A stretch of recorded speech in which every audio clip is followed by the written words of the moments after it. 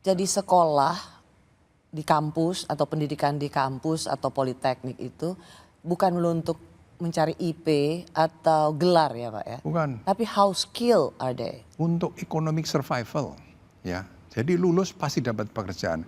Syukur-syukur baru sekolah pun sudah diijon atau malah sudah dapat Talent pekerjaan. scouting di kampus-kampus. Betul, Pak. Nah, tidak hanya di universitas, di SMA, SMP pun sudah harus diajarkan. Tapi kata Bapak tadi kan supaya mereka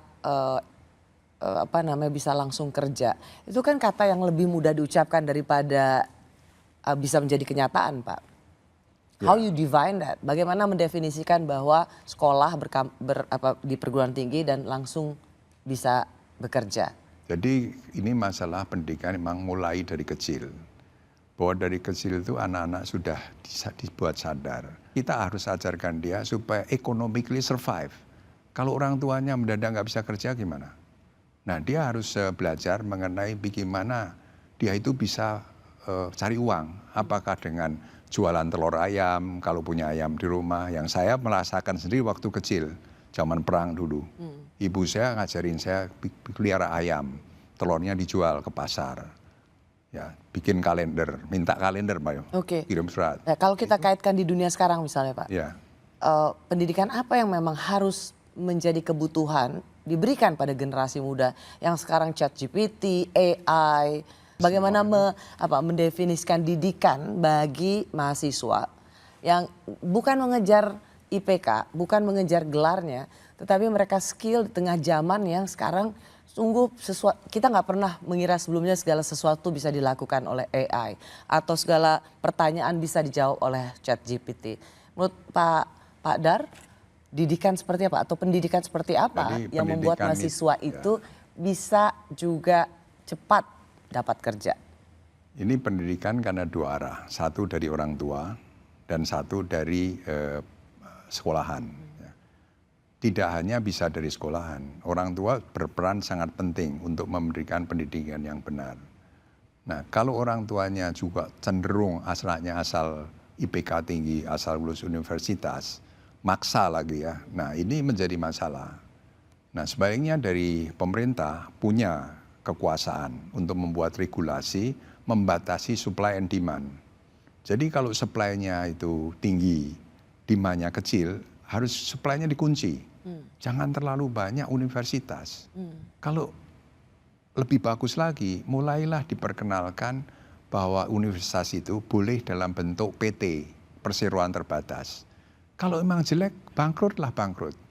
Tapi kalau sekarang itu kan pemerintah sangat generous. Jadi kalau ada yang kurang bagus, didukung. Nah, sedangkan yang baru misalnya Fakultas Kedokteran, betapa sulitnya memperoleh izin. Karena yang sudah ada itu harus dibagusin dulu. Padahal kalau kurang bagus harusnya ditutup. Nah, tapi sekarang mau bikin Fakultas Kedokteran sulit, padahal jumlah kebutuhan dokter tinggi. Ya, nah ini yang jadi sekarang saya kira juga antara perdebatan antara Menteri Kesehatan dengan Badan Pendidikan, kan jadi dilema ini. Jadi sebenarnya ya harus media, masyarakat juga mengemukakan kan bahwa kita juga perlu ada perubahan di mana intinya itu dari bahwa supply dan demand itu diatur. Tapi sorry Pak, saya ingin melanjutkan pertanyaan ini. Kalau melihat, kan semua orang tetap butuh sekolah Pak. Kalau misalnya kampusnya dianggap terlalu banyak, tidakkah ini juga membuat ada ketidakadilan? Kan nah, ini gini. More schools are the better. Ya betul, cuman tetap kan tanggung jawab kita adalah kepada orang tua.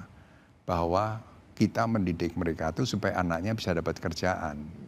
Jadi kalau kita meluluskan tapi nggak dapat kerjaan, kan harus ada perasaan tanggung jawab dari dosen maupun institusi. Atau kalau mau membuat kampus, jangan perbanyak kampus, tapi semacam sekolah kejuruan atau politeknik yang langsung ilmu yang mereka dapatkan applicable atau sejalan dengan yang dibutuhkan oleh dunia kerja. Itu kan Pak. Jadi bukan kampus yang hanya sekedar semua fakultas ada di situ, tetapi itu tidak mengajarkan tantangan di dunia kerja. Dan juga harus lihat penyedia lapangan kerja itu apakah cuma Indonesia atau dunia. Jadi jangan kita membuat program atau kampus izin yang hanya untuk keperluan Indonesia. Setuju, betul. Jadi kalau di luar negeri itu butuh dokter, kita produksi dokter. Kalau di luar negeri butuh caregiver, kita produksi caregiver. Caregiver itu salah satu yang juga sebenarnya bisa Menghilangkan pengangguran. Nah, cuman kan kalau tidak dididik dari kecil, gengsi, saya kok jadi caregiver. Padahal caregiver di luar negeri gajinya itu bisa Betul. 100 juta per bulan. Ya. Ya. Ya. Oke, Pak, saya terima kasih sekali ya. Di hari ulang tahun Pak Dar, 26 April ini, sekaligus juga untuk peringatan Hari Pendidikan Nasional, saya bisa mengenal lebih banyak Pak Darmono. Saya banyak tanya-tanya, salah satu ex Dirut Bank Himbara itu pernah cerita waktu saya nanya-nanya Bapak, Pak Dar itu orangnya gimana? Pengusaha yang selalu disiplin merestrukturisasi utang, bukan pengusaha yang ngemplang di zaman ekonomi susah. Jadi terima kasih Pak Dar, Terima saya kasih, semakin mengenal Anda. Terima kasih. Sekali lagi selamat ulang tahun ya Pak Darmono. Terima kasih banyak. Terima kasih bagi Anda yang telah menyaksikan Rosi. Saya Rosiana Silalahi. Kita jumpa lagi Kamis depan, tetaplah di Kompas TV, independen, terpercaya. Sampai jumpa.